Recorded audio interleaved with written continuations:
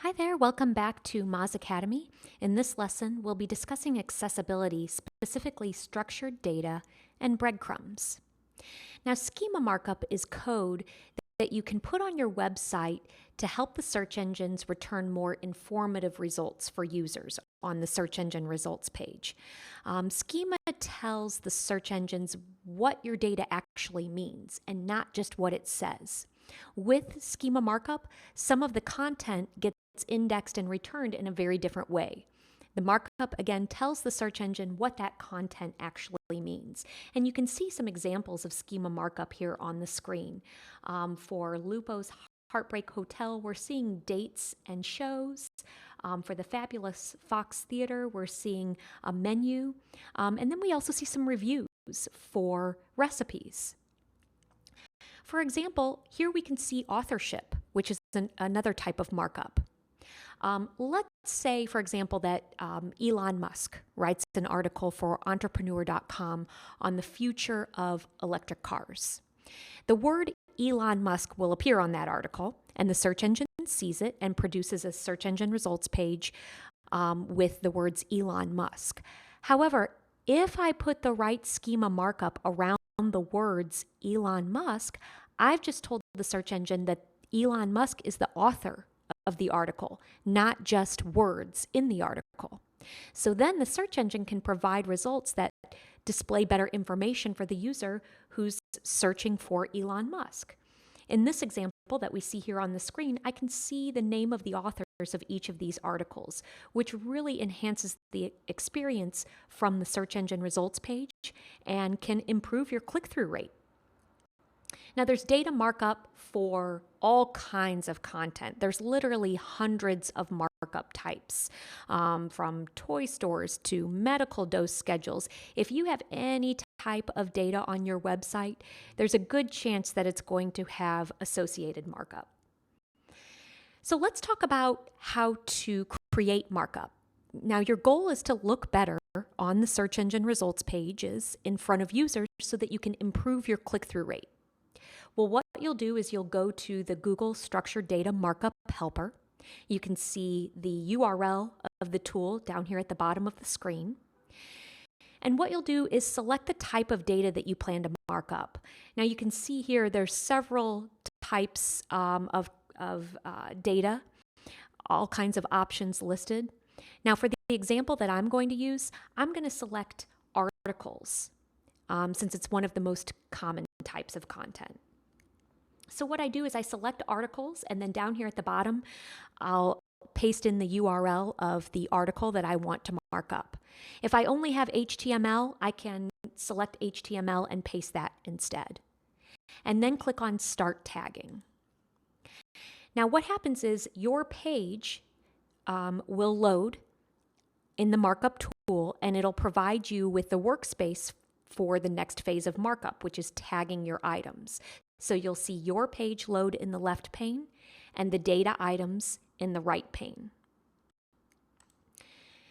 Now you'll highlight and select the type of element to be marked up. Now this piece of content is an article on Moz.com. And so I'm going to highlight the name of the article in order to add it to name markup. So you can see I'll highlight title tag, which is the name of this article, and then select name from the tooltip. Now, when I select name, this tool adds it to the data items over here in the right pane. Now, what I can do is go throughout this entire article and continue the process for other data items, like the author of the article, the date it was published, etc. Once I've finished, I'm going to click on Create HTML. In the following page, what happens is you'll see the HTML of your page with the relevant microdata inserted in the spots that you selected. So what you'll do is you'll go back to your content management system and add these highlighted snippets in the appropriate spots. So find the yellow markers in the scroll bar to find the schema markup code. Now, once you've implemented the schema markup, you can test it. So you can do that using the Google Structured Data Testing tool. And again, you'll find find the URL to that tool down here at the bottom of the screen. In this tool, you can either enter your URL that already has schema implemented, or you can enter the code snippet that the markup helper provided. So here we can see that Google is reading the structured data that we have on our page and the data items. And then the tool will tell us if there are any errors in the implementation of that structured data. In this case, there are 0 errors, which is exactly what we want to see.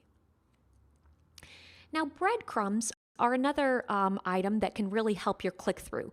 Breadcrumbs relate to navigation not just from a user experience, but also from a search engine perspective. A breadcrumb or breadcrumb trail is a type of navigation scheme that reveals the user's location in a website.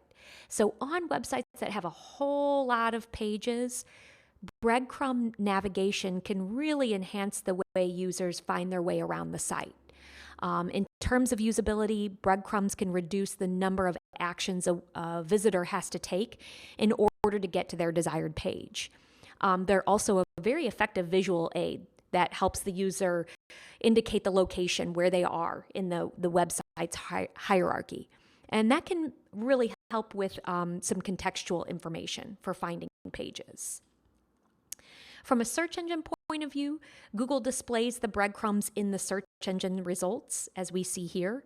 So this can help with your click-through rate because it gives the user a bit more information before clicking through. Now, should you or should you not use breadcrumbs? Well, you should use breadcrumbs for very large websites, websites that have arranged pages in a hierarchy.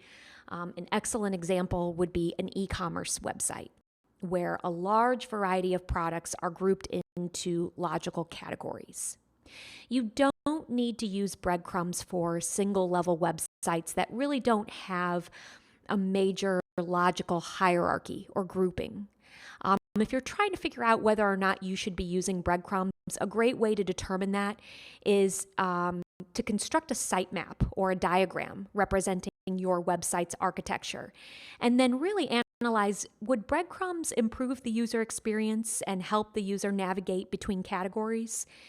If so, then yes, you'll want to implement them. If not, then not necessarily. So take a look at this example. We can see that the breadcrumbs that we see up here are contextual and navigational links, usually placed at the top of the page, but below the main menu, but above the main content section. This breadcrumb trail indicates the page's position in the site hierarchy. So if a user wants to navigate back once or twice, it makes it easy for them to see where are they in the hierarchy of the website. Now, you can add breadcrumb list structured data to your site just to further act as a signal to search engines, because Google Search does use breadcrumb markup in the body of a web page to kind of categorize the information from the page in search results. So this Google Guidelines page will tell you more. You can see the URL down here at the bottom of the screen. You can also use a generator. One generator that I like is this tool by Merkle that will help you create breadcrumb markup. You can see the URL to this tool down here at the bottom of the screen. When you land on the markup generator, this tool will help you generate all kinds of markup, but one of them is breadcrumbs, so you'll select breadcrumbs. And then you can enter your page's URL, the name of the page, the image URL, and the markup will be generated in this pane over here on the right. And then you can validate that markup in Google's structured data testing tool, just as we did before with the structured data. So that's just a little bit about structured data and breadcrumbs. Thank you.